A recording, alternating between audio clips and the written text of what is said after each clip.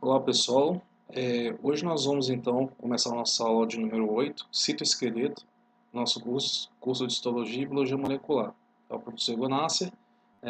Para quem não faz parte da turma, se inscreva no canal, compartilhe esse vídeo e dúvidas depois da aula, vocês fiquem à vontade para fazer os comentários e as perguntas abaixo, ok? E aos alunos também façam as perguntas no nosso grupo do Telegram.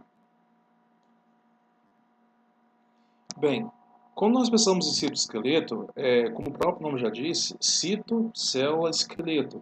Então, vem à nossa mente uma estrutura que mantém, que sustenta a célula, que sustenta um aparato molecular que sustentará toda a estrutura celular, né? Haja vista que as células possuem as mais diversas formas e funções, né?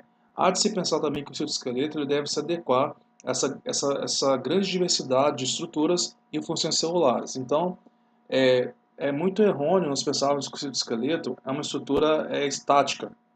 Embora nós temos alguns tipos de citoesqueleto, que falaremos na aula de hoje, que eles têm uma função mais estrutural, mais mecânica, mais estática. No entanto, nós veremos que o citoesqueleto é uma estrutura muito dinâmica, né, e ele participa de muitos processos importantes na célula. Aqui alguns exemplos dos vários, né? Então, a principal função do citoesqueleto é uma função de sustentação celular, né? Quando nós pensamos, por exemplo, nos filamentos intermediários que dão sustentação ali ao envelope nuclear, quando nós pensamos, por exemplo, nos filamentos de actina e miosina, que formam a estrutura do sarcômero, né, que terá tanto um aspecto de sustentação ali da fibra muscular, como também de contração muscular, né, que já é o segundo ponto. Quando nós pensamos também nos filamentos intermediários, que comunicam os exossomos e que garantem, né, a integridade de um tecido epitelial e fazem com que esse tecido seja resistente à abrasão mecânica. Inclusive, há muitas doenças, né, importantes com relação a mutações em genes de filamentos intermediários, né, resultam em danos graves, né, ao tecido epitelial. Falaremos na aula de hoje. Também o citoesqueleto ele é responsável pelo transporte intracelular de organelas, né, e bem como o transporte intracelular de vesículas também. Então, o processo de transporte de vesículas do retículo plasmático para o Golgi e do Golgi para fora da célula, para a membrana plasmática, através da exocitose, bem como do transporte do Golgi para os exossomos e outras organelas, ele será coordenado, será dirigido pelo citoesqueleto, mais especificamente pelos microtúbulos, né? A organização interna das células, né? Nós sabemos que as células epiteliais, especialmente o epitélio do intestino delgado, aquelas células são células polarizadas. Elas possuem um núcleo mais basal, né? E enquanto que a parte apical ela se dedica, né, às estruturas de secreção de enzimas, né? Essa polarização quem organizará, né, será basicamente o citoesqueleto. E também um outro evento importantíssimo, né, processo de divisão celular. Não haveria divisão celular em eucariotos, nesse caso, sem o citoesqueleto. O citoesqueleto ele é fundamental, em especial os microtúbulos, certo? Na separação das cromátides irmãs, bem como os filamentos de actina, né, na formação do anel no processo de citocinese. Ok? Então, o citoesqueleto ele basicamente ele é fundamental para que haja a célula, para que haja vida, eu diria. Ok? Então, sendo assim, nós vamos, na aula de hoje, uma aula bastante prática, bastante direta, nós vamos trabalhar os três tipos de citoesqueleto, os três componentes do citoesqueleto, que basicamente são os microtúbulos, né, ou macrofilamentos. Os microtúbulos ou macrofilamentos, eles são estruturas em formato cilíndrico, oco, né, que possui em média 25 nanômetros, né. Eu falarei mais especificamente das funções nos próximos slides. Dos componentes do citoesqueleto, ele é a estrutura mais espessa, em torno de 25 nanômetros, como você pode observar aqui na nossa escala. Depois, né, em ordem decrescente de diâmetro, nós temos os filamentos intermediários, que dos três, embora os filamentos intermediários não tenham uma espessura tão grande como os microtúbulos, eles são os componentes do esqueleto, eles constituem, né, os componentes do esqueleto de maior resistência mecânica. Inclusive, a função principal dos filamentos intermediários é garantir sustentação e resistência mecânica às células e várias estruturas subcelulares. Falaremos na aula de hoje, eles possuem um diâmetro em torno de 10 nanômetros. E, por fim, não menos importante, nós temos os filamentos de actina, também chamados de microfilamentos. Dos três são os que possuem uma estrutura mais fina, digamos assim, em média 7 nanômetros de espessura. Formados por filamentos de actina, são formados por actina, G. Falaremos no final da aula de hoje das funções e como ela se organiza. Bem, então aqui essa figura ela mostra como que o contexto principal no qual esses componentes do esqueleto se dispõem. Então, os filamentos intermediários, além de várias funções na célula, que citaremos na aula de hoje, eles possuem basicamente a função de garantir a resistência mecânica de um tecido. Uma das principais funções, mas de todas elas reside na questão da resistência mecânica. Então, por exemplo, nós temos cabos de filamentos intermediários que se comunicam com os lisossomos, em especial no tecido epitelial. Esses cabos eles farão com que esse tecido ele tenha uma certa resistência à tração mecânica. Então nós podemos pegar, por exemplo, uma pele e esticar essa pele e as células não irão se separar, não serão separadas umas das outras, graças a esses filamentos intermediários, que estão fisicamente associados aos desmossomos, que eu falarei na aula de hoje.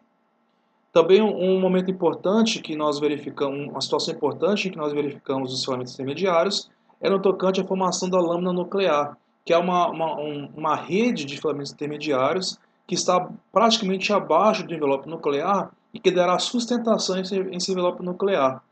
E basicamente a presença dessa lâmina nuclear ela tem uma função de proteger o genoma da célula.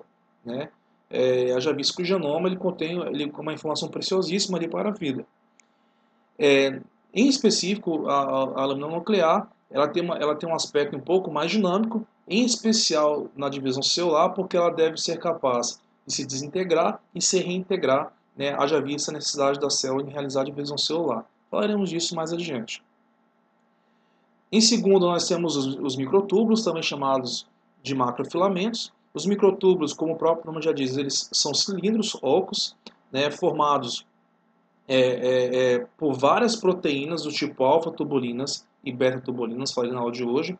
E essas proteínas elas se organizam em fileiras, como se fossem polímeros de proteínas. Errado falar isso, eu sei, mas são várias proteínas globulares que se associam formando uma estrutura macro.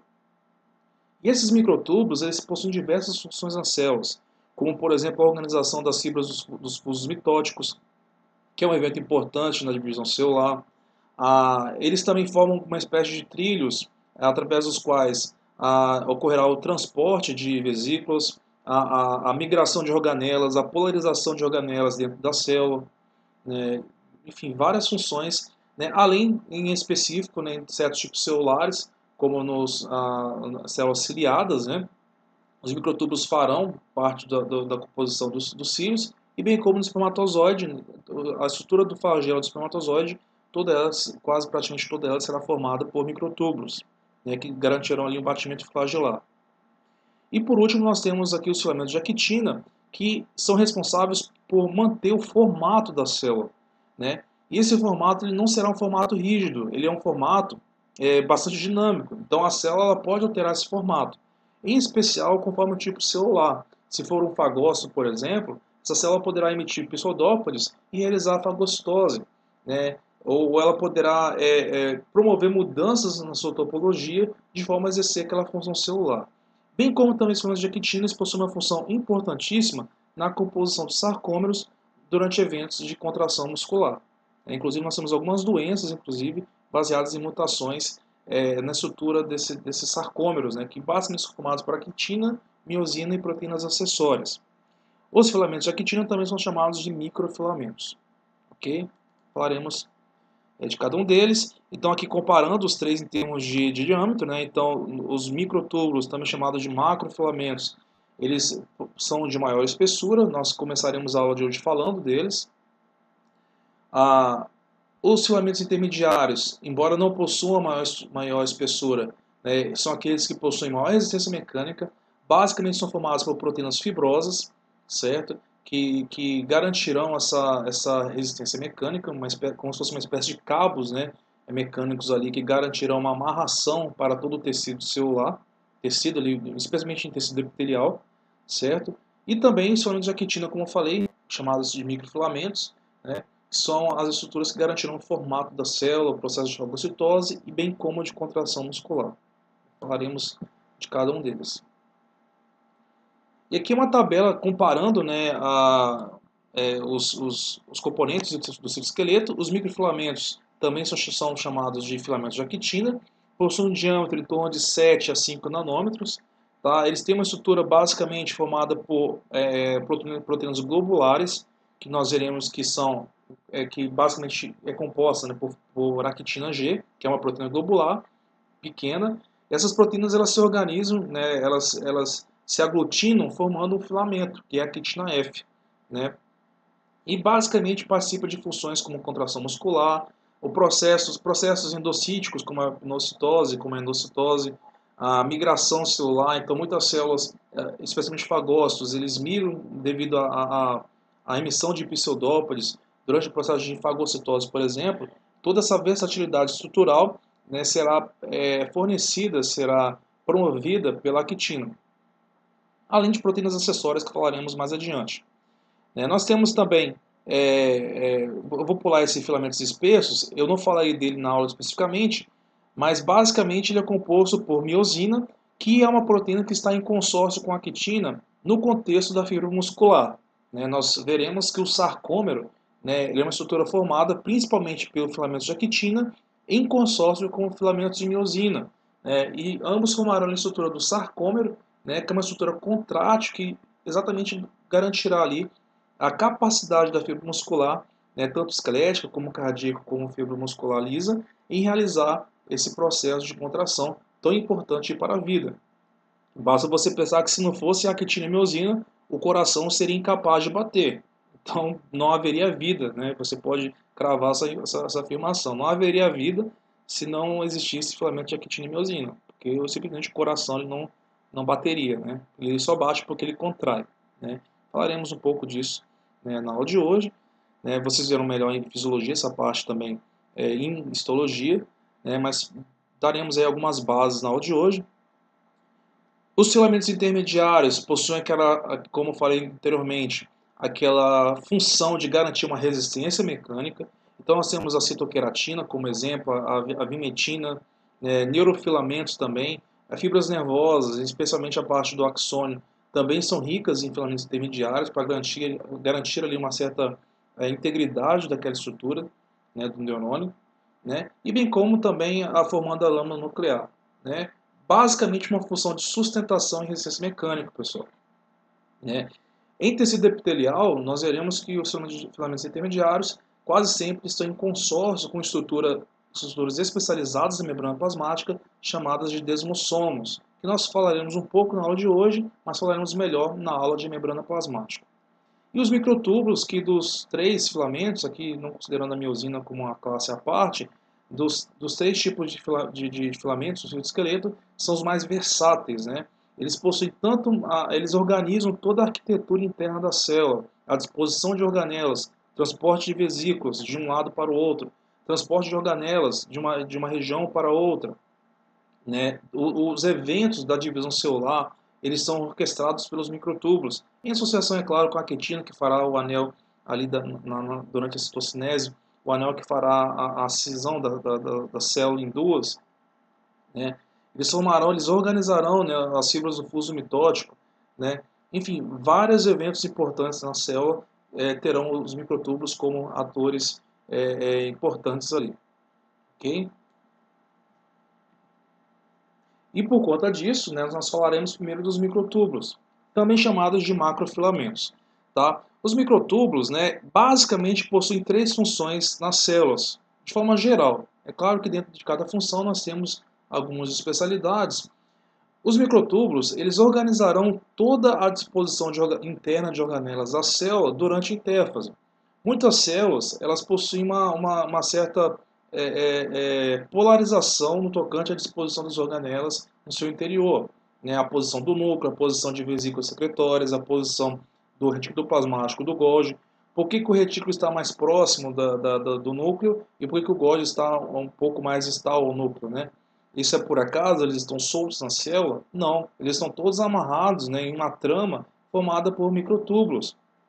E também os microtúbulos, nós veremos na aula de hoje, em associação com proteínas chamadas quinesinas e dineínas, eles atuarão como uma espécie de trilhos que permitirá, né, o transporte direcional, né, de vesículas e organelas dentro da célula. Ok? Basicamente, eles são formados por tubos proteicos longos e ocos. Nós veremos na aula de hoje que esses tubos eles são formados por dois tipos de proteínas, que são as alfa-tubulinas e as beta-tubulinas. Ok? Os microtúbulos eles têm tanto o contexto de formação, né, desses trilhos que organizarão a célula, como também, passando aqui para a parte C, eu falarei da parte B aqui, em um contexto específico, eles formarão estruturas especializadas, que são os cílios e os flagelos. Os cílios eles estão presentes em apenas alguns tipos celulares, em especial o epitélio, que reveste as vias aéreas, bem como o epitélio que reveste o intestino delgado ali, né? E a função, né, desses cílios são várias, né? Abro parênteses, o cílio é formado não apenas pelos microtúbulos, mas também por filamentos de actina. O formato será dado pelos filamentos de actina e a capacidade desses cílios se movimentarem será dada pelos microtúbulos. Ok? E os microtúbulos exatamente farão essa função. Então, o batimento ciliar, nesse caso, de expulsão ali do muco das vias aéreas, esse batimento ciliar de dentro para fora será realizado por esses filamentos, por esses macrofilamentos ou microtúbulos. No caso do flagelo espermatozoide, por exemplo, né, também será organizado por microtúbulos, né? Mas nesse caso a organização será uma organização um pouquinho diferente, que falei na aula de hoje, que também o batimento flagelar também será realizado pelos microtúbulos. No contexto dos cílios, o formato será dado pelos filamentos de actina. Tá, ok? E falando da parte B aqui, né, não menos importante, os microtúbulos têm um papel fundamental durante a divisão celular, porque as fibras do fuso mitótico basicamente são formadas por microtúbulos, elas serão enraizadas, elas terão um ponto de nucleação que será basicamente composto pelo centrosomo. O centrosomo é uma estrutura importante na célula eucariótica. Ele é formado por um par de centríolos que está presente apenas em células eucarióticas animais, certo? E a partir desse centrosomo, né, a partir de proteínas que nós falaremos mais adiante, as gama-tubulinas, né, será o ponto de nucleação para a emissão, para a polimerização desses microtúbulos, para o crescimento desses microtúbulos. Isso é um evento importante porque o crescimento e o encurtamento dos microtúbulos, né, será a fonte de força mecânica para esse evento celular, tanto divisão celular como migração de organelas. Ok? Então, prosseguindo aqui, né, falando um pouco agora da estrutura dos microtúbulos em si. Então, os microtúbulos celulares, aqueles que formam as fibras do fuso mitótico, aqueles que organizam as organelas, então aqui eu me refiro apenas aos microtúbulos que mantêm a estrutura da célula em si, eu não estou me referindo aos cílios e flagelos. Esses microtúbulos, eles têm uma estrutura específica. A estrutura basicamente é um tubo cilíndrico oco, formado por 13 feixes de microtúbulos, tá? Dispostos aqui radialmente, né, delimitando uma porção oca. E esses feixes de microtúbulos eles são formados por proteínas globulares, chamadas de tubulinas. E essas tubulinas estão dispostas em pares. Um par de duas proteínas, né, específicas, que são a alfa-tubulina, essa verdinha mais clara, e a beta-tubulina, essa verde mais escura. Né? E um ponto importante é que os microtúbulos eles possuem polaridade, pessoal. E essa polaridade ela vai da extremidade negativa para a extremidade positiva. Por que positivo e negativo? A extremidade negativa é aquela que estará enraizada, eu falarei mais adiante nos próximos slides, pela estrutura das gama-tubulinas, que é uma estrutura de nucleação presente no centrosoma. Então, a base do microtúbulo, ou seja, o ponto de início da polimerização, da formação, da síntese de um microtúbulo, será o centrosoma, né? Em específico, organizado pelas proteínas gama-tubulinas. O começo do microtúbulo ele será uma extremidade negativa. Por quê? Porque sempre se iniciará com proteínas do tipo alfa-tubulinas. E o crescimento dele se dá em pares dessas proteínas. Sempre em par. Uma alfa-tubulina associada a uma gama-tubulina. Uma alfa-tubulina com uma gama-tubulina. E assim por diante. De forma que a extremidade crescente desse microtúbulo sempre terminará com uma beta-tubulina. Eu falei beta aqui, né? Então é uma alfa-tubulina com uma beta-tubulina, uma alfa-tubulina com uma beta-tubulina, uma alfa-tubulina com uma beta-tubulina, e assim por diante, né? De forma que a extremidade negativa termina com uma alfa-tubulina, a extremidade positiva termina com uma beta-tubulina. Por que é positiva? Porque a partir da extremidade positiva, formada pela beta-tubulina, né, ocorrerá ali o crescimento desse microtúbulo. E esse microtúbulo estará enraizado, aqui não está mostrado no slide, em proteínas do tipo gama-tubulinas que fazem parte do centrosoma. Falaremos mais adiante aqui na aula. Okay? Então essa será a estrutura aí dos microtúbulos, né, que formarão ali os trilhos através dos quais as organelas e vesículas serão locomovidos ali na célula.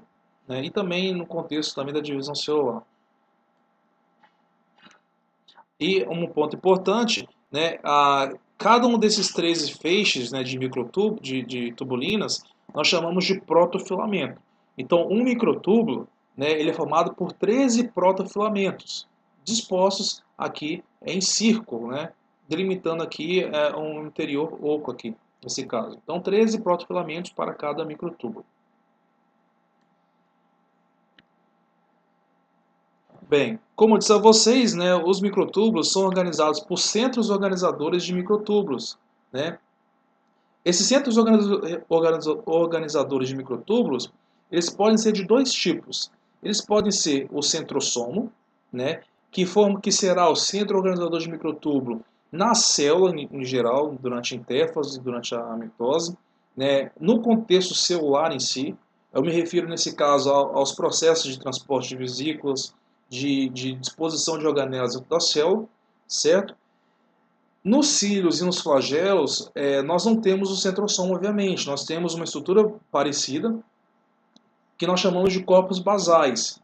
Né? E a arquitetura dos microtúbulos que formam os cílios e flagelos é um pouquinho diferente daquela que eu mostrei para vocês, onde nós temos, né, 13 protofilamentos dispostos radialmente, tá? De forma circular. Tá? É um pouquinho diferente, falarei mais adiante. Os microtúbulos que constituem ali toda a trama intracelular, que formará ali os trilhos pelos quais as organelas se locomoverão e se disporão, eles são organizados pelo centrosoma. Certo? E o centrosoma ele contém um par de centríolos. Né? Esses centríolos, curiosamente, eles existem apenas em células eucarióticas animais. Células vegetais não possuem centríolos, porém elas se dividem da mesma forma como células animais. Não se sabe ao certo a função específica do centríolo, mas sabe-se que ele faz parte do centrosoma. Mas um outro ponto importante, que é o centrosoma, ele possui proteínas do tipo gama-tubulinas, que serão as proteínas responsáveis por organizar, né, por enraizar os microtúbulos. Então a extremidade negativa dos microtúbulos, que terá como extremidade ali as alfa-tubulinas, elas estarão enraizadas, né, nesse complexo, né, vermelhinho aqui que vocês podem ver, formado por gama-tubulinas. Então a gama-tubulina será o ponto de nucleação, né, para o crescimento de um novo microtúbulo.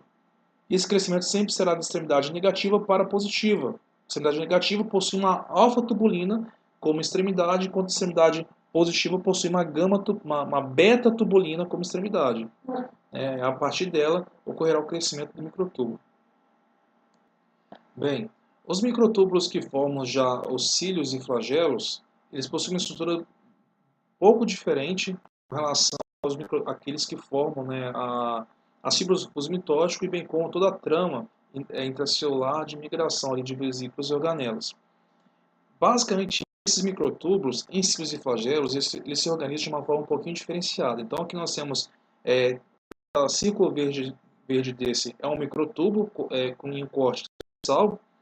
E a estrutura do cílio e do flagelo, ela é bem similar. Né? Ela é praticamente a mesma estrutura que forma os cílios, em células que contêm cílio, e o flagelo do espermatozoide.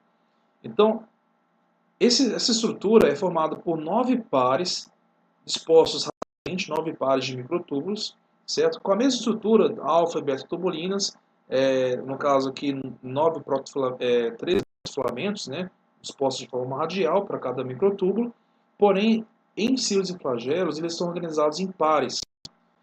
E o cílio flagelo é uma estrutura que é formada por 9 pares dispostos radialmente. Esses pares de microtúbulos de protofilamentos, né, de microtúbulos, né, melhor dizendo, eles são organizados por uma proteína chamada dineína, que mantém esses pares unidos fisicamente. A parte central do cílio do flagelo contém também, né, um par de microtúbulos, certo? O par de microtúbulos daria sustentação vertical ao cílio ou ao flagelo nesse caso, tá ok? E conforme é o tipo, né, de estrutura, se é um flagelo, ele terá um modus operandi no tocante à movimentação. A gente vai falar disso mais adiante, ok? Então, no caso do cílio flagelo, né, eles contêm uma outra proteína. Essa proteína é uma proteína muito interessante, eu vou falar dela um pouco mais adiante também, chamada de gineína, que é uma proteína que basicamente atuará como um motor molecular. No caso da estrutura de um cílio, por exemplo, né, a gineína ela vai organizar, né, dois pares, né, de microtúbulos, né? Lembrando que eu falei que ele se dispõe em pares. Então ela vai organizar dois pares de microtúbulos e essa gineína ela vai ter a capacidade, mediante o gasto de ATP, de promover aqui a vibração desses cílios, desses pares de microtúbulos, o que consequentemente vai promover o quê? A vibração do cílio, né? Então o cílio ele vai vibrar, né, com a movimentação necessária que ele deve fazer, né? Tanto de expulsão de muco, no caso dos céus epiteliais, né, ou em outro tipo celular que depende, né, ter uma movimentação ciliar para poder aumentar a absorção de algum nutriente. Nesse caso, no epitélio intestinal, por exemplo.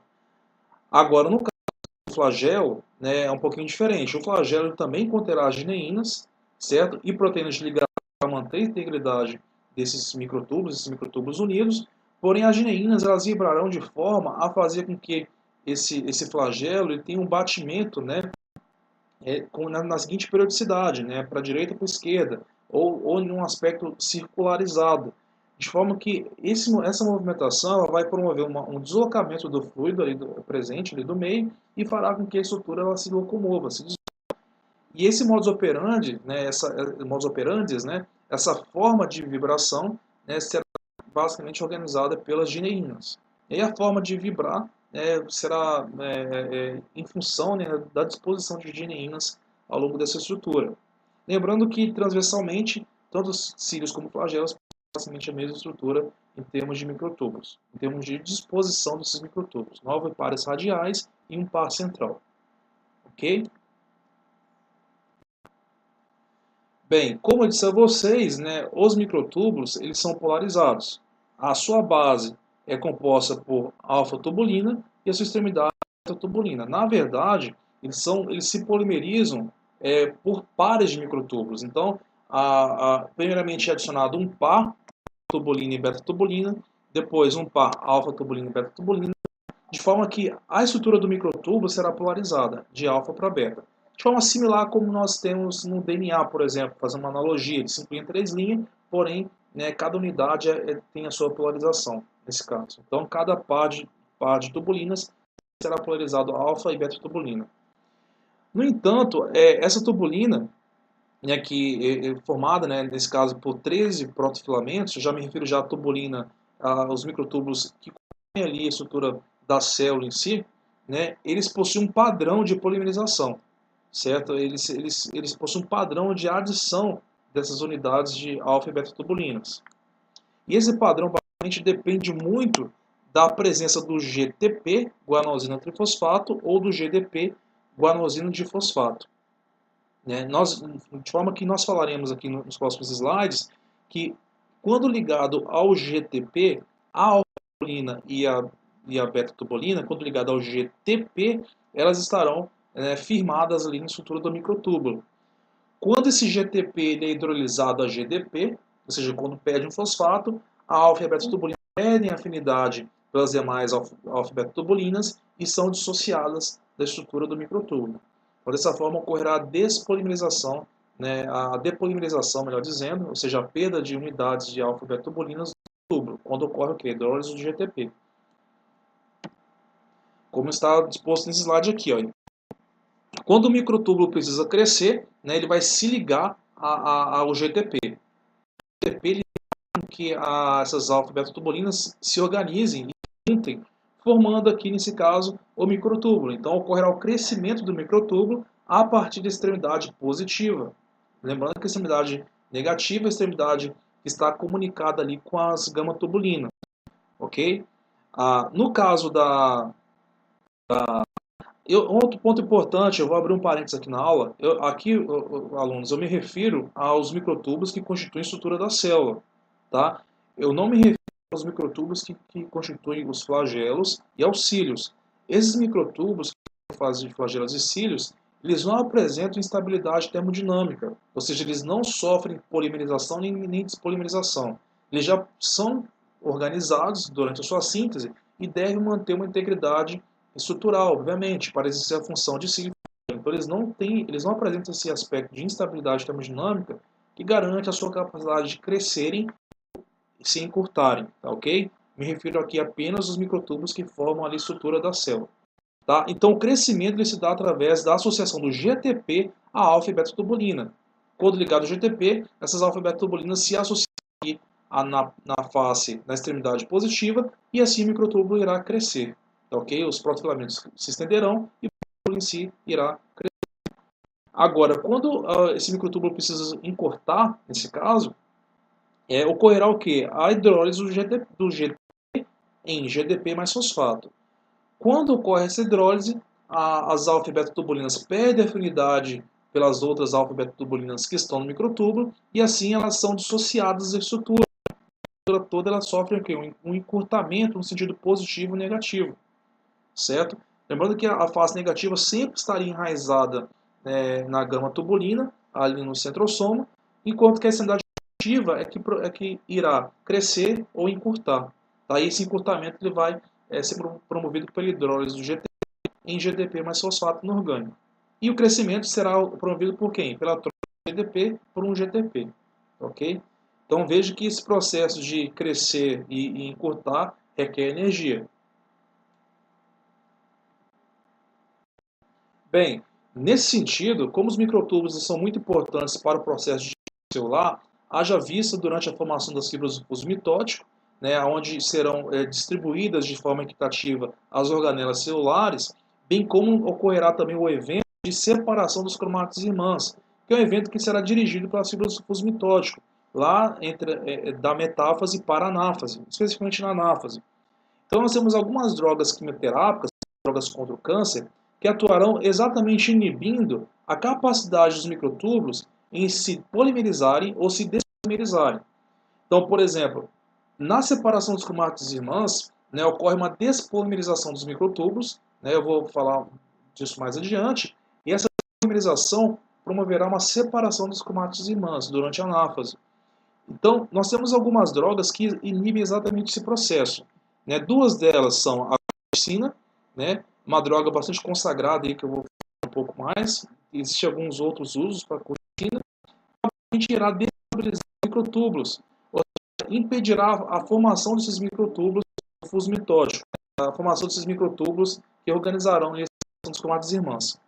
E nós temos o Taxol, que ele tem uma função que tem o mesmo efeito da colchicina, porém um mecanismo diferente. Ele vai estabilizar os microtúbulos de forma que impedirá a sua despolimerização, ou seja, o seu encurtamento será impedido. Então, a ação dessas duas drogas é uma só, né? É exatamente inibir a anáfase. Ou seja, a célula não poderá mais se dividir porque ela não poderá realizar a anáfase, ou seja, ela não poderá separar as cromátides irmãs. Então, isso num contexto de um tratamento contra o câncer, que as células neoplásicas malignas são células que têm um celular muito acima do normal, né? E isso deve ser impedido no processo da doença, essas células possuem uma utilidade. É claro que o efeito colateral é que elas também atuarão, nesse caso, em todas as células. Então, aqueles tecidos que precisam realizar ali a troca de células tem uma taxa mitótica basal, como o tecido epitelial, por exemplo, são aqueles mais afetados durante o tratamento quimioterápico à base desse tipo de droga. Ok? Então, nos dois exemplos nós temos a colchicina, né? E também o Taxol, né? Que comercialmente ele tem esse nome de Plactaxel, né? São duas drogas utilizadas, porém com a mesma estratégia. A divisão celular. Uma outra aplicação da colchicina é no tocante a uma técnica chamada de microtécnica, né? Que consiste na obtenção de cromossomos metafásicos para se obter genótipos, o que é muito importante em exames citocinéticos, né? Que são exames onde nós avaliamos tanto o número de cromossomos metafásicos, como também a estrutura desses cromossomos, com o objetivo de nós inferirmos a presença de anomalias cromossômicas, o que é muito importante na genética, né? Determinarmos ali se existe uma trissomia, se ocorreu a perda ou a quebra de um braço cromossômico, a adição ou a migração de um braço de um cromossomo para o outro cromossomo, anomalias genéticas a nível de cromossomo, né? Então, para tal, né, o que nós fazemos, né? Nós promovemos ali a divisão das células que se dividam nesse caso, linfócitos, ou células epiteliais, nós fazemos um cultivo dessas células e após uma rodada de cultivo celular, em torno de 24 a 48 horas, onde essas células estarão em plena divisão celular, nós, após esse momento, adicionamos a colchicina. E a colchicina ela inibirá exatamente a divisão celular dessas células na fase de metáfase, de forma que ela não irá promover a anáfase mais. Por quê? Porque não ocorrerá a polimerização das fibras do fuso mitótico. Então, nesse caso, a célula congelará a sua divisão celular em metáfase. E é justamente na metáfase onde os cromossomos possuem um nível maior de compactação. E assim nós podemos, então, estudar a morfologia desses cromossomos, né? Então, quando nós realizamos as células e fotografamos e marcamos os cromossomos, nós obtemos o que nós conhecemos como cariótipo, que é muito útil para a determinação de doenças genéticas a nível de anomalias cromossômicas, né, trissomias e outras variações estruturais. Ok? Então, dessa forma, nós obtemos aí sim o cariótipo. Falaremos um pouco melhor disso na genética. Ok? Aqui mostrando apenas a aplicação da droga, né? Bem, eu vou falar um pouco agora que eu expliquei um pouco os aspectos morfológicos e funcionais dos microtúbulos, eu vou citar agora alguns exemplos, né, de processos celulares que dependem desses microtúbulos. Já tem alguns deles aqui, mas eu vou citar, né, aqui nos próximos slides. Então, a primeira função muito importante, que é onde os microtúbulos são fundamentais, corresponde à divisão celular, como eu já vim falando aqui nos últimos slides. Então, a divisão celular ela só vai ocorrer se ocorrer dois eventos. Um evento que ocorre na fase G1 ainda corresponde à divisão do centrosomo, né? Que o centrosomo ele é formado por centríolos. Não se sabe ao certo qual é a função desses centríolos, mas ele está presente em células eucarióticas animais. E a função do centrosomo, que contém as gama-tubulinas, basicamente será uma, né? Ponto de nucleação para o crescimento das fibras do fuso mitótico, que são formadas pelos microtúbulos ou macrofilamentos, depende do livro-texto que você for utilizar. Na fase G1, ocorre a divisão do centrosomo em dois centrosomos. Por quê? Porque cada centrosomo, durante a divisão celular, se disporá em uma extremidade da célula, né, delimitando assim do ponto de força mecânica, né, que fará com que essas células se dividam em duas, né, devido à separação ali dos fusos mitóticos, como você pode observar aqui. Então, isso aqui é um centrosomo. Então, na fase G1 era um centrosomo, porém na fase G1 ainda ocorreu a divisão, a duplicação do centrosomo. Durante a mitose, né, na citocina, esses centrossomos estão diametralmente em posições diametralmente opostas, de forma que a repulsão das fibras do fuso mitótico, que também é formada por microtúbulos, essa repulsão ela envolve outras proteínas que eu vou falar mais adiante para vocês, ela fará com que esses mitóticos se separem um do outro. Isso vai delimitar exatamente duas porções de células, duas porções citoplasmáticas. Aqui existe um outro componente de citoesqueleto envolvido, que é o filamento de actina, que formará o anel que promoverá a citocinese, né, que fará a constrição e assim a separação das duas células, assim, a finalização da citocinese, tá? Então, de forma bem rapidinho, expliquei aqui a divisão celular, mitose, mas o evento importante ainda na fase G1 é justamente, né, a duplicação do centrossomo, né, que será o ponto de nucleação das fibras do fuso mitótico, por sua vez são constituídos por microtúbulos, ok? E aqui nós, conforme eu disse para você, na fase de citocinese, né, onde ocorre ali a expansão, o afastamento dos fusos mitóticos, que são formados pelos centrossomos, nós temos que os filamentos, os microtúbulos, eles são associados a proteínas, né, motoras, e essas proteínas motoras elas farão com que os microtúbulos eles se arrastem um sobre o outro, de forma que os fusos mitóticos eles se separam, eles vão se afastando diametralmente um do outro. E essa separação justamente será a fonte de força mecânica para justamente o processo de citocinese ocorrer. Okay? E, simultaneamente também, nós temos fibras do fuso mitótico, que são formadas por microtúbulos, comunicados com o cinetocoro dos cromossomos. O cinetocoro é um complexo proteico que está disposto na região, né, aqui do centrômero dos cromossomos. O centrômero ele é uma região específica do cromossomo que não codifica proteínas, é uma região apenas com uma função de se ligar a proteínas do cinetocoro, certo? Esse centrômero ele pode estar disposto no meio do cromossomo ou numa porção mais disposta para uma extremidade ou para outra. Aí nós temos aquelas classificações que chamamos de genéticas, né, em cromossomos metacêntricos, submetacêntricos, né, que falaremos na genética, tá, que também é muito importante na citocinética também. Mas o fato é que esse centrômero será reconhecido pelas proteínas do cinetocoro, e essas proteínas do cinetocoro serão os pontos de acoramento para as fibras do fuso mitótico, que são formadas por microtúbulos. E conforme essa despolimerização ocorrer, ou seja, esse encurtamento das fibras do fuso mitótico ocorrer, ocorrerá a separação dos cromátidos irmãs durante o tempo da anáfase.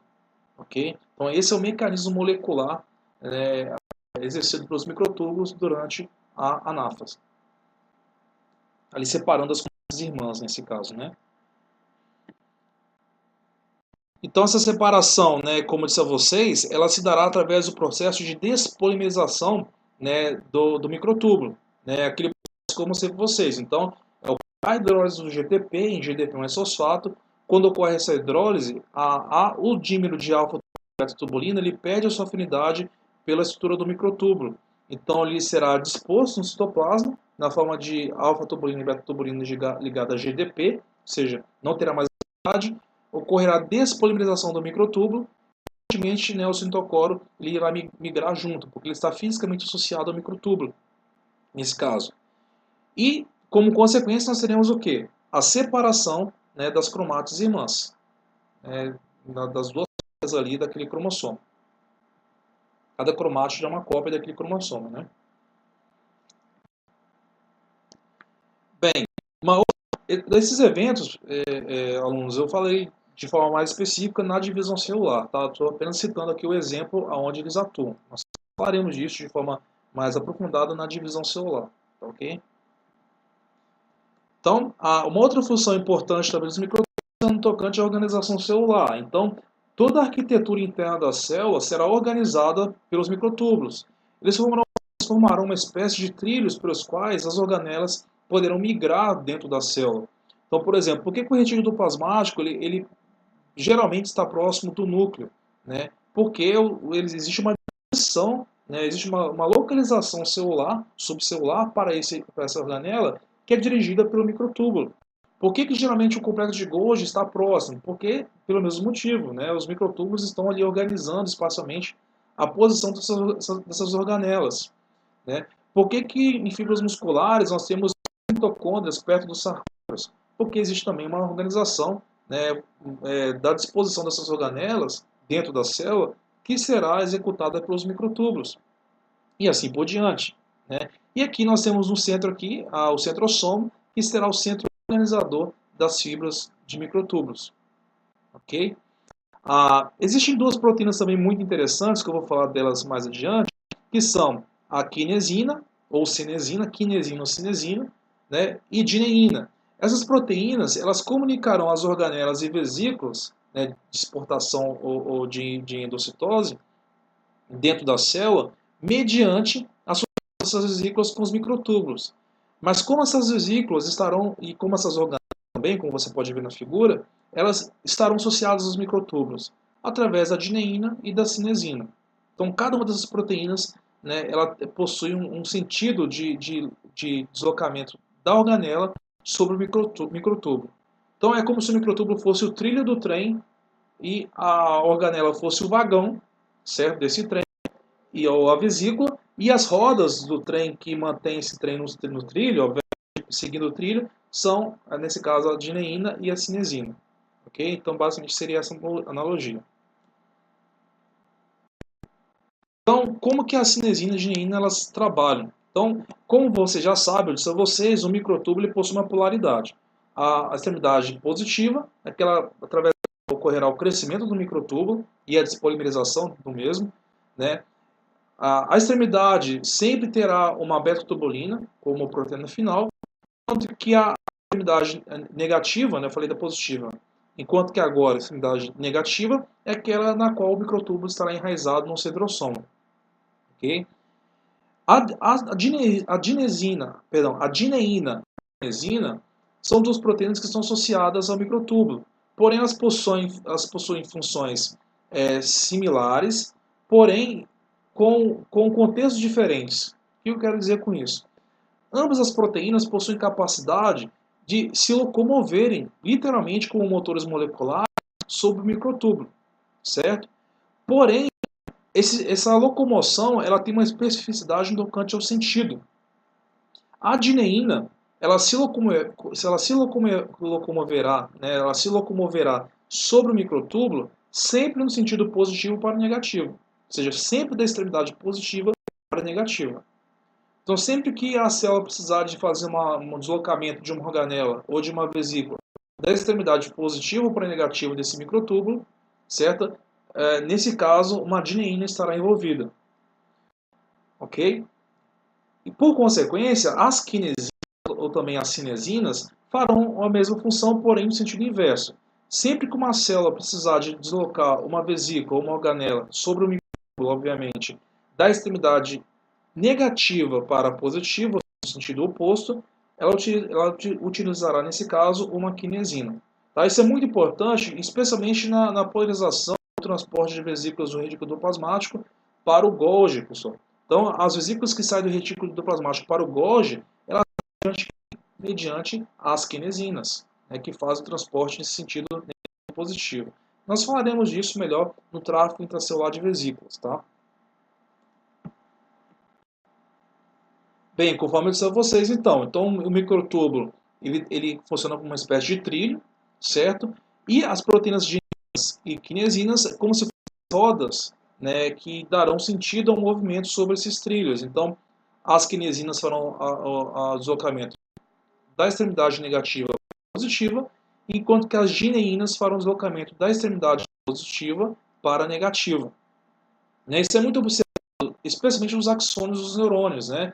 Então, ocorre ali a produção, né, de vesículas, né, que contém ali neurotransmissores e outras moléculas importantes que o neurônio precisará de liberar a fenda, né, sináptica, né, e essa vesícula, essas vesículas que estão aqui no plasmático, né, elas serão deslocadas, digamos assim, do corpo celular para a sináptica, microtúbulos que atuarão como trilhos mesmo de deslocamento, e o sentido do transporte será determinado por essas quinesinas e dineínas, ok? Enquanto que as quinesinas farão transporte do corpo celular para a fenda sináptica, as dineínas farão transporte da fenda sináptica para o corpo celular, ok?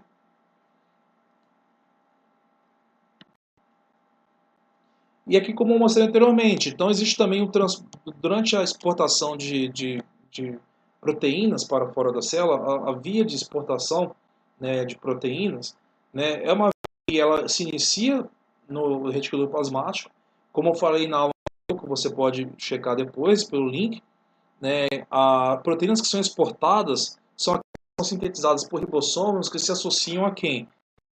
do retículo plasmático, e por esse motivo ele é o retículo plasmático rugoso, porque muitos ribossomos aderidos à sua membrana. Né? Essa proteína será sintetizada pelos ribossomos do retículo plasmático rugoso. Essa proteína terá a síntese finalizada, e tão logo isso ocorre, essa proteína será transportada ou será já liberada no lume do retículo, ocorrerá modificações pós-traducionais, que nós falamos na aula passada. Né? Ocorridas as pós-traducionais, vesículas serão formadas, nós explicaremos como que elas são formadas essas vesículas na próxima aula, né? A partir do retículo plasmático rugoso e migrarão no sentido do complexo de Golgi. Só que essas vesículas elas serão transportadas do retículo plasmático para o complexo de Golgi assim, totalmente à deriva dentro do citosol, de forma aleatória, soltas assim no citosol? Obviamente não. Existe uma organização do transporte dessas vesículas. Existe uma logística intracelular. E essa logística intracelular é justamente administrada por microtúbulos. E o sentido do transporte será determinado pelas gineínas e quinesinas. Então, o transporte de vesículas, nesse caso, do retículo plasmático para o complexo de Golgi, para a face cis, será determinado pelas quinesinas. Ok? São essas proteínas aqui em vermelhinho aqui, elas transportam aqui as vesículas do retículo plasmático para a face cis do complexo de Golgi. Agora, quando porventura uma modificação não ocorre de forma adequada, ou quando uma proteína, por exemplo, perdeu a sua conformação nativa, por exemplo, no complexo de Golgi e precisa ser reciclada, digamos assim, lá no retículo plasmático, onde as chaperonas atuarão sobre essa proteína, ocorre o transporte do sentido complexo de Golgi para o retículo plasmático, sentido inverso. Então, nesse caso, as vesículas, a migração será promovida pelas gineínas, que farão a migração no sentido positivo e negativo. Nesse caso, do Golgi para o retículo, porque a fibra está disposta, pensando que o centrosoma está próximo do núcleo, então a extremidade negativa está próxima do núcleo, enquanto que a extremidade positiva está mais afastada do núcleo, digamos assim, de uma forma mais distal em relação ao núcleo. Entendido, pessoal, essa parte? Bem, então falamos dos microtúbulos, né, que são uma classe muito importante. Falaremos agora dos filamentos intermediários. Né? Obviamente, embora seja uma classe, né, que falarei menos, ela não tem uma importância menor em relação aos microtúbulos. Cada uma delas possui importância fundamental e sem qualquer uma dessas não haveria vida na célula praticamente. Enquanto que os microtúbulos, pessoal, eles têm um aspecto chamado instabilidade dinâmica, que permite se polimerizar e depolimerizar dos microtúbulos, ou seja, crescimento e esse curtamento, salvaguarda, né, os microtúbulos que formam ali os tecidos. Os filamentos intermediários eles não funcionam dessa forma, eles não possuem eles não possuem, né, uma instabilidade dinâmica.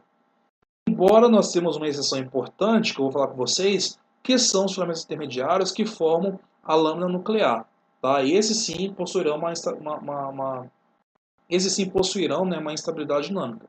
Agora, os filamentos intermediários que formam ali a estrutura da célula, que garantem ali uma resistência mecânica àquele tecido, esses precisam ter uma certa integridade estrutural.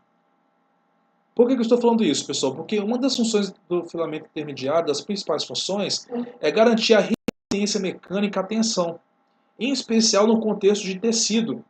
Então nós vamos observar especialmente no tecido epitelial, que é um tecido que deve ser resistente, né, à tensão mecânica, à abrasão, por exemplo, a bastante atrito. As células que compõem esse tecido epitelial, elas não se desprendem umas das outras, por quê? Porque elas estão amarradas trama de filamentos intermediários. E essa trama está organizada, né, está associada com os desmossomos que eu falarei mais adiante para vocês.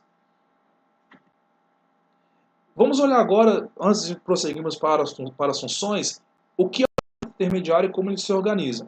O filamento intermediário ele forma uma espécie de cabos, né, de força, onde esses cabos são basicamente formados por proteínas, né, fibrosas, como eu mostrei para vocês na aula de bioquímica de proteínas, na primeira aula de bioquímica.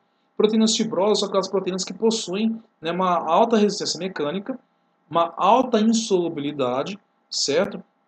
E basicamente um aspecto mais longitudinal, mais fibroso, um aspecto mais de resistência mecânica. É diferente das proteínas globulares.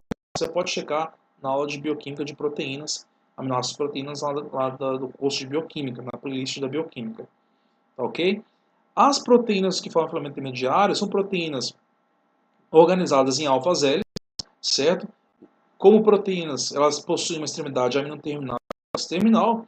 E essas proteínas, elas formam primeiramente um nível estrutural de dímeros, ou seja, elas se organizam em dímeros, primeiramente, certo? Como está aqui, ó, dimonômeros, elas formam dímeros, certo?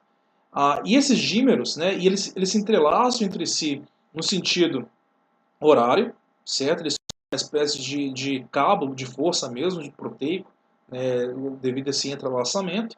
E esses dímeros, por sua vez, eles podem se organizar em tetrâmeros, ou seja, então existe outro nível de entrelaçamento desses cabos proteicos, já com a associação de dois dímeros formando um tetrâmero.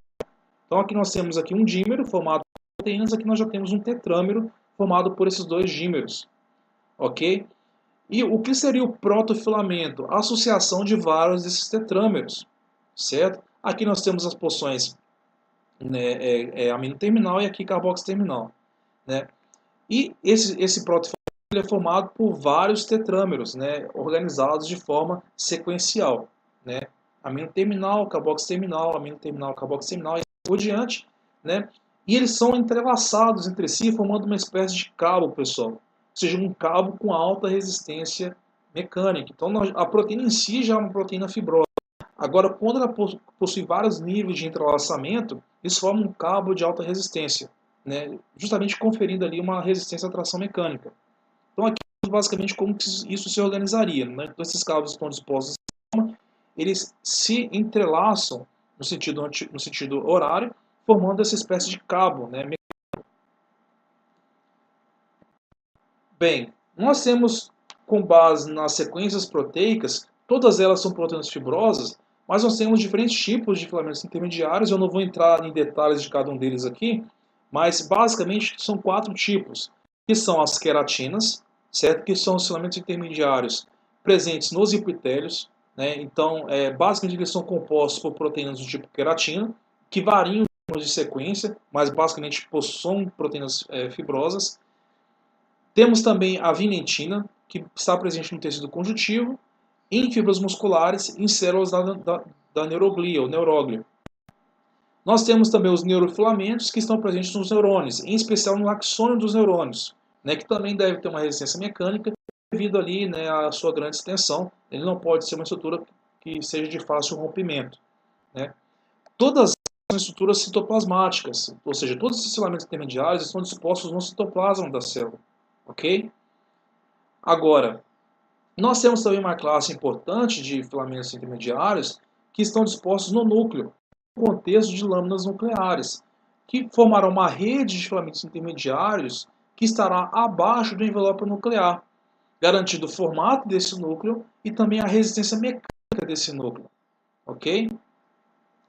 Nós vamos ver também lá na aula de divisão celular, de mitose e meiose, que essas lâminas nucleares elas devem possuir uma certa, especialmente aqueles tipos celulares que possuem a capacidade de realizar a divisão celular, ela deve possuir uma certa instabilidade dinâmica, ou seja, porque essa lâmina nuclear, o núcleo ele vai se desfazer na prófase e vai se reorganizar no final da mitose, certo? No início da fase G1.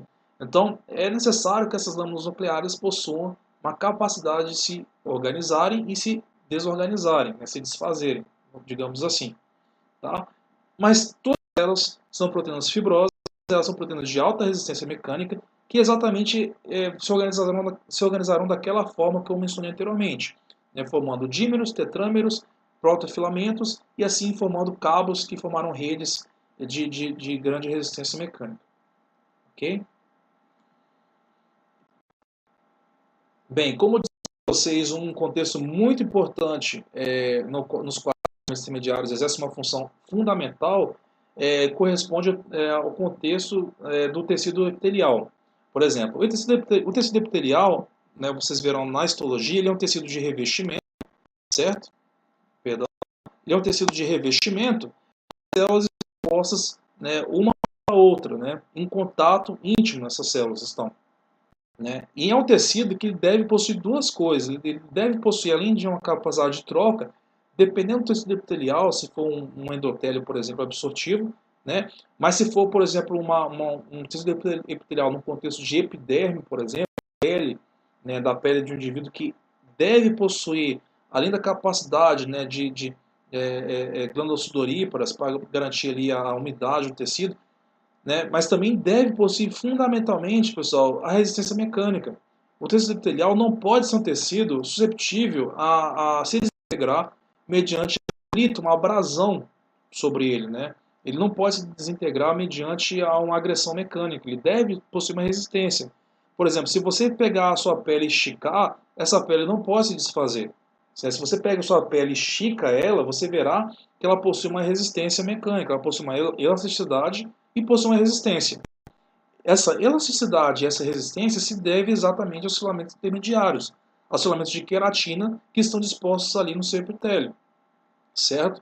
É claro que você verá em histologia que o epitélio ele possui vários estratos, né, várias camadas, e as camadas superiores são camadas formadas por células mortas, queratinizadas. Você verá isso na histologia, mas nas camadas mais abaixo, mais próximas à lâmina basal, onde nós temos já células vivas ali, essas células ainda assim estão entrelaçadas por filamentos intermediários do tipo queratina, tá ok? E a comunicação dessas células, uma célula com a outra, se dará através dessa estrutura desmosoma. O desmosoma é uma especialização da membrana plasmática, eu falarei disso na aula de membrana plasmática, promoverá a comunicação e a junção muito íntima e muito próxima de uma vizinha com a sua célula próxima, com a sua célula. Essa ela tem um objetivo de não permitir espaços entre essas células e garantir uma certa integridade desse tecido, né, desse extrato. Então essas células estarão ali próximas, bem uma com a outra. E o interessante é que justamente esse som será o ponto de ancoramento dos intermediários de queratina. Como pode ver, veja um espaçamento. Aqui temos e aqui nós temos uma outra célula, vizinhos, obviamente, e aqui temos os filamentos intermediários. Então é como se esses filamentos formassem cabos de força que garantem o tecido. Então essas células elas não se desprendem uma em relação à outra. Elas estão ali mantidas juntas de forma íntegra graças à presença dos filamentos intermediários de queratina. Sendo assim, nós temos então, em um tecido normal, né, de um indivíduo, perdão, em um normal, então, os filamentos intermediários de queratina associados aos desmossomos, garantindo assim a integridade do tecido.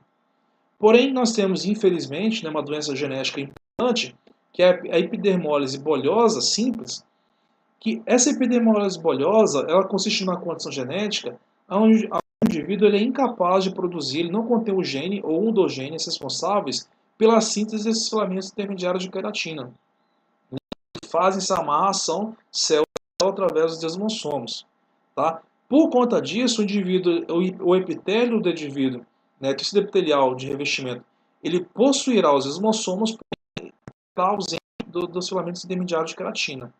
Resultado, esse epitélio ele não possuirá resistência mecânica, pessoal, em especial correspondente à atração, se realizarmos uma força de tração, uma força de abertura, digamos assim, forças diametralmente opostas sobre esse epitélio, né, esse epitélio não resistirá a essa tração mecânica. Então ele se, se, se desintegrará, digamos assim, muito facilmente. Tá? E um indivíduo que não possui esses filamentos intermediários de queratina no seu epitélio, ele possuirá, apresentará uma condição chamada epidermose simples, que basicamente é uma doença triste, pessoal, uma doença até um pouco dramática, pelo seguinte: o indivíduo não pode tomar banho, que já apresenta lesões na pele, ele não pode usar roupa, porque com o suor a roupa gruda na pele, e ao tirar a roupa, né, a pele ela se desintegra, o epitélio ele vai se desintegrar, gerando lesões ao indivíduo. Então, em muitos casos, né, quando o indivíduo já tem mais idade, né, ocorre inclusive a perda de membros é, é, é, mais estáis, né, do corpo, como a ponta dos dedos, como a ponta dos dedos dos pés, da mão, por exemplo. Então é uma doença dramática, né? E o indivíduo ele tem uma qualidade de vida devido a essa questão, né? Muitas lesões, né? O indivíduo não pode utilizar curativos porque os curativos eles se aderem à epiderme, e ao serem retirados, isso ocasiona lesões. Então é uma doença bastante dramática nesse sentido, devido à ausência dos filamentos intermediários, né? Que garantirão ali a integridade mecânica desse epitélio, ok? Bem, no tocante aos filamentos intermediários, ainda nós temos uma função importante, né, que é a função, como eu introduzi anteriormente, de dar suporte ao envelope nuclear. Então, nós já vimos, né, em aulas passadas que o envelope nuclear ele possui uma lâmina nuclear, certo? Que garante duas coisas. O formato do núcleo, quase sempre esférico, salvo as exceções, né, nos linfócitos, né, e outros leucócitos, né, nos leucócitos, melhor dizendo, né, os neutrófilos, basófilos e eosinófilos, né, eles possuem um núcleo, né, com vários lóbulos, né, e morfologias diferenciadas, nesse caso, mas em quase todos os tipos celulares o núcleo será arredondado. Esse aspecto arredondado do núcleo, esse formato, será justamente determinado pela presença da lâmina nuclear. A lâmina nuclear será basicamente uma rede de filamentos intermediários formados pela proteína lamina, certo? E essa rede estará abaixo do envelope nuclear, garantindo assim o formato desse envelope nuclear e também a resistência mecânica desse envelope nuclear. Porque haja visto que o núcleo ele precisa proteger, né, uma molécula muito importante, que é o seu genoma, que é o DNA, que contém todas as informações do indivíduo, né, nesse caso. Então, dá suporte e sustentação e formato, né, ao envelope nuclear. No caso desse tipo de filamento intermediário, ele deve possuir uma instabilidade dinâmica. Por quê? Porque o que vem a ser essa capacidade que eu mencionei, muito parecida com os micro, ele deve ter a capacidade de se desassociar, de se desconstruir já no início da mitose, na prófase, ou seja, de ser desfeito, para que ocorra assim, a separação das cromátides irmãs, já na fase de metáfase, né, e a união das cromátides, na verdade, a disposição na fase equatorial da metáfase e com a consequente separação na anáfase, né? Então, para que isso ocorra, é necessário que o núcleo ele se desintegre, ele se desconstrua.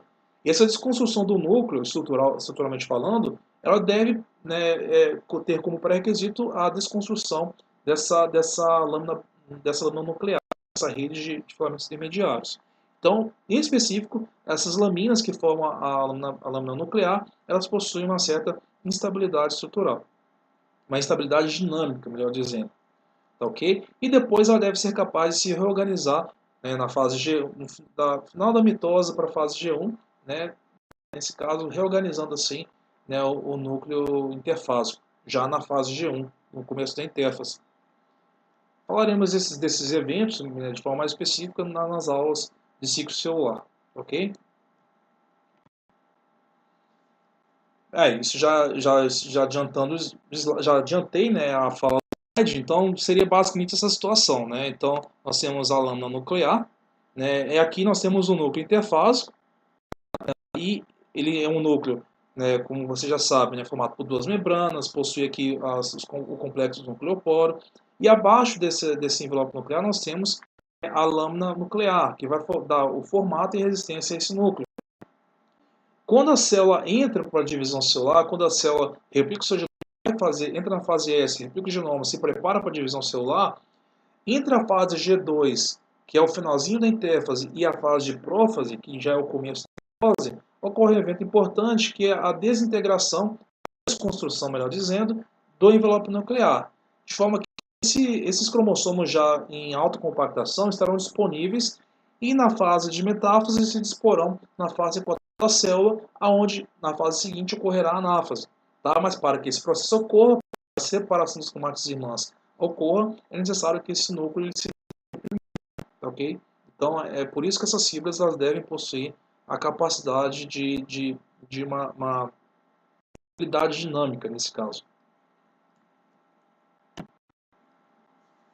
Bem, Falamos do segundo grupo, né, o segundo componente do citoesqueleto, né, falaremos agora do último componente, não menos importante, que são os filamentos de actina, também chamados de microfilamentos.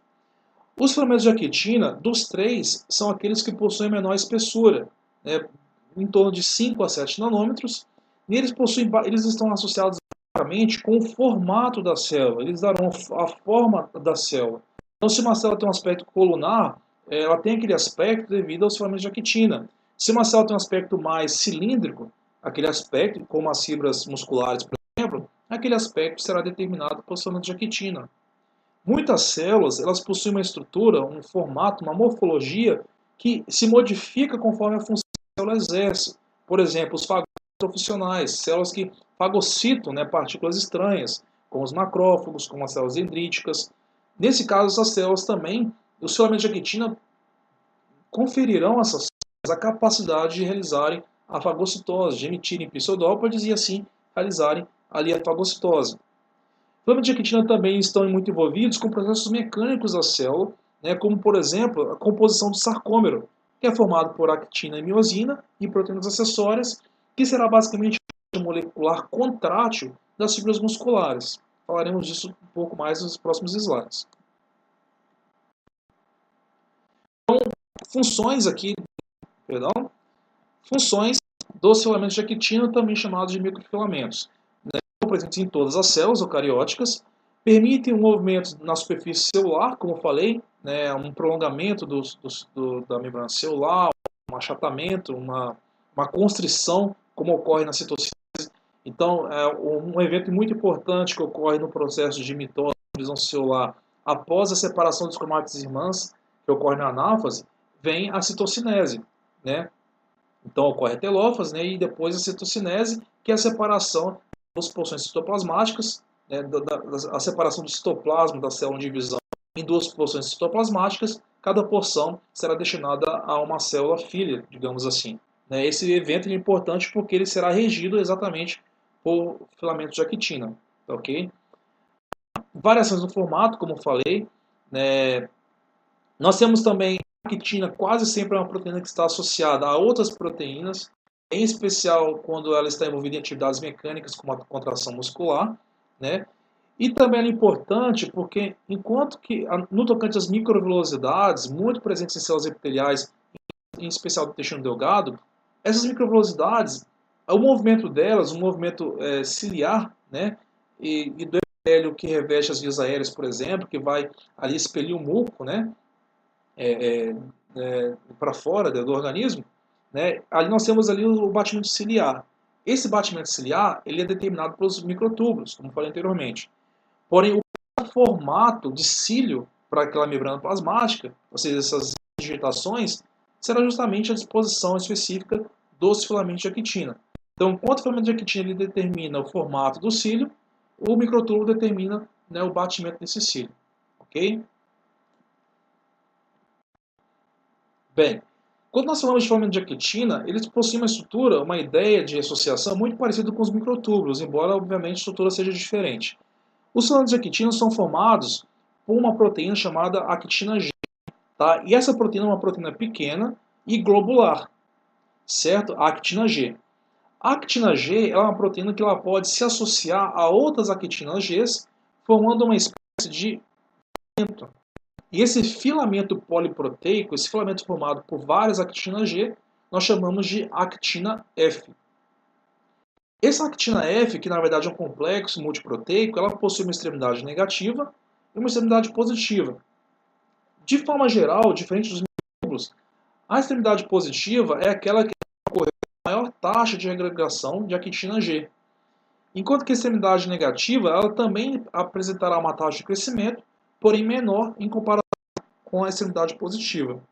De forma que a actina ela crescerá para os dois sentidos, para as duas direções, tanto para a direção positiva como para a direção negativa. Só que o crescimento na direção positiva será um pouco mais acentuado do que na direção negativa. Tá? E esse crescimento se dará através de qual evento?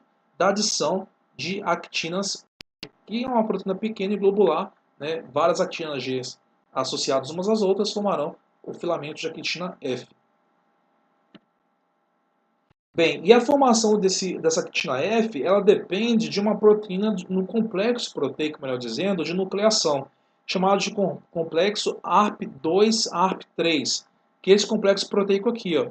Então, a partir desse complexo proteico, ele atuará como se fosse um ponto de atração das actinas, né? Ele atrairá as actinas, né, de forma que será um ponto de início para essa polimerização. Então, as primeiras actinas se associarão ao ARP2/3, lembrando que na extremidade negativa a associação será com uma taxa menor, enquanto na extremidade positiva a associação terá uma taxa muito maior. Ok? Essa associação ela requer também energia do ATP para a sua ocorrência. Né? Por exemplo, a actina G, nesse caso a globular, a que vai formar as unidades, a actina F, quando ligada ao ATP, ela possui uma alta afinidade pelas outras actinas. E aí o complexo ARP2 organizará o sentido de crescimento mais favorável à extremidade positiva. Ok? Quando uma célula precisa encurtar os filamentos de actina, ocorrerá então a hidrólise do ATP em ADP mais fosfato, a actina ligada ao ADP, perdão, a actina ligada ao ADP, já desfosforilado, fosfato, virou de ATP para ATP, de ATP para ADP, a actina ligada ao ADP terá baixa afinidade pelas demais actinas G, que formam ali o filamento, e se dissociar do complexo, nesse caso encurtando assim o filamento de actina. Então basicamente é assim que ocorre a polimerização e a despolimerização. Bem, como eu disse a vocês, né, uma das situações nas quais a actina estará presente é na formação na arquitetura das microvilosidades, que são estruturas que têm duas funções basicamente. No epitélio absortivo do intestino delgado, aumentar a superfície de contato, de forma que essa célula ela seja uma célula especializada em absorção, certo? Então, enquanto que a movimentação desses cílios é promovida pelos microtúbulos, né, ou macrofilamentos, o formato interdigital, o formato de microvelocidade, essas reentrâncias, elas são determinadas pela actina. Então a actina será responsável, os filamentos de actina F, serão responsáveis por manter esse formato interdigital da membrana apical das células epiteliais que recebem o intestino delgado. Tá? E também o epitélio ali das vias aéreas. Tá? Então, essas reentrâncias, como eu disse anteriormente, elas têm um dos objetivos dela é garantir uma maior superfície de contato, tanto aumentando o potencial de absorção de nutrientes, porque nós teremos um maior número de transportes de nutrientes por micrômetro quadrado, digamos assim, ou por área, melhor dizendo, né? Como também a capacidade dessa célula em secretar mais enzimas, porque a superfície aqui da membrana será maior na porção apical. Tá ok? E aqui, sem querer sair um pouco do tópico de actina, mas lembrando para vocês que em verde nós temos os filamentos, os microtúbulos, e em azul nós temos os filamentos intermediários. Então, mostrando a importância desses três na arquitetura e função da célula. Né? Inclusive, olha só, vocês observaram lá na histologia que o epitélio de revestimento ali do intestino delgado, basicamente no epitélio onde as células possuem uma polarização no tocante às estruturas, o núcleo mais basal, a parte mais apical mais rica em vesículas secundárias, né? E essa polarização da estrutura celular justamente se dá através da ação dos microtúbulos, que fazem a posição e o da célula, né, terminal da quitina. A resistência mecânica que esse epitélio deve, né, será pelos filamentos intermediários. Então, contextualizando as três componentes do citoesqueleto em uma célula aqui para vocês. Bem, no contexto das microvelocidades, né, como você pode ver aqui numa microvelocidade eletrônica, microvelocidades, e aqui um esquema de como seria a microvelocidade. Nós temos então os filamentos de actina dispostos de forma longitudinal, né, várias cadeias de actina F, e essas cadeias elas estão organizadas por dois tipos de proteínas, elas estão unidas por dois tipos de proteínas, a vilina e a fimbrina. Ou seja, elas promoverão a união física, né, dos filamentos de actina F, e essa união física formará uma espécie de trama tridimensional que se disporá longitudinalmente, né, dando esse aspecto, né, longitudinal devido à microvelocidade, ok? A base dessa microvelocidade, nós temos uma rede formada por actina também, porém essa rede será organizada por uma outra proteína chamada espectrina, que terá uma função tanto de organizar essa rede basal de actina, como também de ligar esses filamentos de actina F à membrana plasmática, ou seja, associando, nesse caso, o formato da célula com a arquitetura dessa rede de actinas, nesse caso. Então a actina nunca será sozinha, sempre estará associado com outras proteínas. E abaixo, né, nós temos os filamentos intermediários, garantindo assim a resistência mecânica dessa estrutura, que é organizada pelos filamentos de actina, com outras proteínas acessórias. Bem, e uma outra função muito importante dos filamentos de actina, em especial da actina F, é no tocante à composição dos sarcômeros. Tá? Os sarcômeros eles são unidades contráteis das fibras musculares, tanto esquelética, como cardíaca, como lisa. E como que se organiza o sarcômero? Aqui nós temos uma micrografia eletrônica, né, onde as regiões mais eletrodensas correspondem aos sarcômeros e as regiões menos eletrodensas correspondem ao citoplasma, ali, citosol da fibra muscular, né, nesse caso, fibra muscular esquelética. Esses pontos aqui, bem pequenininhos que vocês podem observar em preto aqui, corresponderiam, nesse caso, a mitocôndrias que estão próximas ao sarcômero, justamente para prover, né, esse sarcômero com ATP, que será necessário no processo de contração muscular. De forma resumida, como ocorreria a contração muscular e como se organiza um sarcômero. Então, nós temos aqui no citosol organizado aqui no citoplasma dessa célula colunar, dessa fibra muscular, um disco proteico chamado disco Z, que está associado a vários filamentos de actina, no caso a actina F. E esses filamentos de actina eles estão reunidos, né, esse conjunto com esse conjunto da direita com o conjunto da esquerda, né, da esquerda com a direita, né, mediante a presença de proteínas do tipo miosina, filamentos de miosina. Né? E essa miosina ela possui duas regiões importantes, em especial a miosina 2, que eu vou falar daqui a pouco. Ela possui a região mais fibrosa, que está em consórcio com os filamentos de actina aqui em vermelho, a miosina aqui está em verde, e ela possui aqui, se eu ampliar aqui esse consórcio, nós observaremos que aqui nós temos aqui o filamento de actina, que basicamente também possui proteínas associadas, como a troponina e a tropomiosina, que garantirão a integridade física dessa actina F no contexto da fibra muscular esquelética, das fibras musculares de forma geral. E aqui, de forma mais espessa, nós temos os filamentos de miosina, que possui a parte fibrosa e essa parte mais globular que corresponde à cabeça da miosina. E essa parte da cabeça da miosina é a parte que justamente experimentará modificações na sua estrutura que fará com que essa cabeça vá para frente ou vá para trás, resultando no deslocamento da miosina em relação à actina.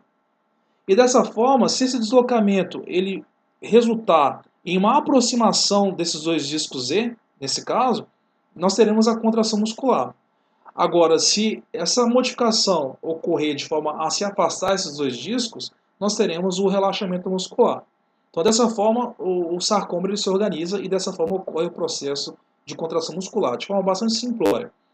Essa mudança, aonde entra o ATP nesse caso? O ATP ele ele fornecerá a energia necessária para promover a mudança de conformação necessária para essa cabeça da miosina, realizar essa mudança e assim o deslocamento dos filamentos de actina sobre os filamentos de miosina. Ok? Bem, nesse contexto nós temos dois tipos de miosina. Nós temos a miosina 2 e a miosina 1. A miosina 2 é aquela que eu acabei de mencionar a vocês, é aquela que constituirá a estrutura do sarcômero, ou seja, ela estará em consórcio com os filamentos de actina e mediante a sua cabeça, a sua parte globular, a sua cabeça contrátil, ela promoverá modificações pós-traducionais nessa parte da cabeça que farão com que outrora esse filamento de actina ele se contraia em relação ao outro filamento de actina ou que ele se afaste em relação a esse outro filamento, conforme aquele movimento que eu mostrei no slide anterior de contração e relaxamento. Isso vai ter que ser determinado pelo movimento que essa cabeça móvel do filamento de miosina fará, no caso da miosina 2, fará ali no sarcômero. Uma outra tipo de miosina muito interessante que nós temos também é a miosina 1. A miosina 1 ela é um pouco menor do que a miosina 2. A miosina 2 aqui faz parte do sarcômero. A miosina 1 também tem a mesma arquitetura bem similar, porém ela é um pouco mais curta. Ela possui uma parte fibrosa e uma parte globular, que é a cabeça contrátil. E cabeça móvel nesse caso, né? Quem contrai e relaxa é o sarcômero.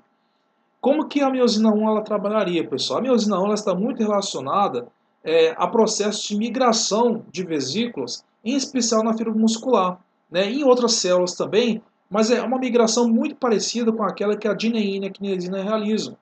Então, no caso, a fibra muscular, perdão, o filamento de actina F, ele atuaria também como se fosse uma espécie de trilho, de forma bastante similar como o microtúbulo faz, né, como eu expliquei para vocês no começo da aula, e aí em vesículas que precisam ser transportadas ali na fibra muscular esquelética, ou em outro tipo celular, elas podem também se locomover seguindo aqui o sentido da fibra de actina F, mediante a miosina 1. A miosina 1 ela vai fazer esse papel também de proteína motora, né, como se fossem literalmente pés, né, dessa vesícula, né, mas na verdade são proteínas motoras, que mediante essa mudança de conformação farão com que essa vesícula se desloque sobre esse filamento de actina. Então nós temos esse tipo de miosina também bastante interessante, envolvido em processos de recrutamento e locomoção de vesículas dentro da célula.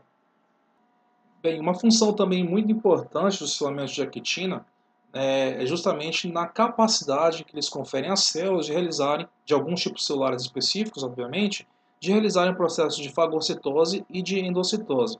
Mais especificamente fagocitose e pinocitose. Tá? Por que mais especificamente? Esses dois processos eles dependem muito da remodelação dos filamentos de actina que se encontram na parte na parte abaixo, na parte citosólica da membrana plasmática. Então, conforme esse tipo de remodelamento ele ocorrer, a célula terá a capacidade de emitir pseudópodes, se for uma célula fagocitária, nesse caso, como uma macrófago, uma célula dendrítica, e assim fagocitar, né, realizar um processo de fagocitose daquela partícula estranha. Nós falaremos de fagocitose na próxima aula, né, inclusive na parte de fagocitose, endocitose e tráfego intracelular de vesículas. Também na pinocitose também, a célula dependerá da emissão de prolongamentos da membrana plasmática, ou seja, tem uma certa versatilidade da sua membrana, versatilidade essa que será promovida pelos filamentos, pelo remodelamento dos filamentos de actina em proteínas acessórias. Outros processos endocíticos também envolvem outras proteínas específicas, como as clatrinas e as calveolinas. Essas proteínas elas são proteínas acessórias do citoesqueleto, elas não necessariamente fazem parte do citoesqueleto, mas em associação com a actina e com outras proteínas motoras também exercem um papel importante nesses eventos de endocitose. Falaremos melhor dessas proteínas na aula de tráfego intracelular de vesículas, onde falaremos de endocitose e fagocitose. Bem, e finalizando a aula de hoje, eu trago um exemplo de uma proteína importante, né, que está presente no sarcolema, né, de células. Sarcolema é o nome que se dá à membrana plasmática de fibras musculares estriadas, né, fibras esqueléticas, é a distrofina. A distrofina é uma proteína responsável por associar fisicamente, né, filamentos de actina, actina F, nesse caso, com a plasmática de fibras musculares esqueléticas, que nós chamamos de sarcolema. Tá? Essa associação é importante para manter a integridade da fibra muscular esquelética mediante, né, em contrapartida, a intensa atividade de contração e relaxamento que essa fibra realiza. É uma célula especializada em realizar contração e relaxamento. Então, por conta disso, é muito importante que essa fibra também ela mantenha a sua integridade estrutural, mediante a sua atividade intensa de contração e relaxamento. E uma das proteínas responsáveis por manter essa integridade estrutural dessa fibra muscular esquelética é a distrofina, ok? Em detrimento das intensas atividades de contração e relaxamento. Bem, a importância dessa proteína é no tocante à sua ausência. A ausência dessa proteína, mediante causas genéticas, ela representa a base molecular de uma doença importante, distrofia muscular de Duchenne, ou DMD. Nós veremos em genética, ela é uma herança ligada ao cromossomo X. Então, ela é uma doença neuromuscular, né, hereditária progressiva, degenerativa, e a ausência da distrofina ela vai promover rompimentos na membrana plasmática dessa fibra muscular esquelética, levando a um processo de degradação, né, daquele tecido. Ou seja, vai ocorrer a apoptose, a necrose daquele tecido muscular, e aquele tecido muscular, né, após ali o rompimento das fibras, morte daquelas células, ele será substituído por tecido conjuntivo adiposo. Ou seja, o indivíduo vai perder muito da sua capacidade motora por conta dessa doença. É uma doença que o indivíduo perde bastante massa muscular devido às constantes lesões que a fibra muscular esquelética sofre. Então ela tem como resultado disso, né, o rompimento das fibras esqueléticas, fraquejar, deformações nos primeiros anos de vida. Então é uma doença progressiva. Então o indivíduo ao nascer ele possui um aspecto normal, porém à medida que a criança, né, ela vai tendo ali os primeiros movimentos, contrações musculares, a cada contração muscular ocorre um rompimento de fibras. Então é uma doença que tem um aspecto progressivo por conta disso. Aqui nós temos um indivíduo já, né, na fase, porém, né, com vários acometimentos, várias deformações, devido, né, à perda desse tecido, dessa musculatura esquelética e a substituição da mesma por tecido conjuntivo. Então, devido justamente, né, a uma deleção, né, do gene da distrofina. Não uma deleção, mas uma mutação que cria esse gene, ou que minimiza a expressão desse gene, de forma que o indivíduo vai apresentar um fenótipo de DMD, distrofia muscular de Duchenne. Bem, pessoal, então com isso nós terminamos a aula de hoje, tá, com esse exemplo. Tá? Nós fechamos assim na parte de citoesqueleto. Dúvidas, escrevam nos comentários. E também no nosso grupo do Telegram. Tá? Vocês podem também mandar as dúvidas para lá. E nós respondemos as dúvidas em grupo. Quem não é inscrito, se inscreva no canal. Se você não faz parte da turma, compartilhe esse vídeo, curtam, né? Ative o sininho das notificações. Nos vemos na próxima aula. Um forte abraço, bons estudos e fiquem todos com Deus.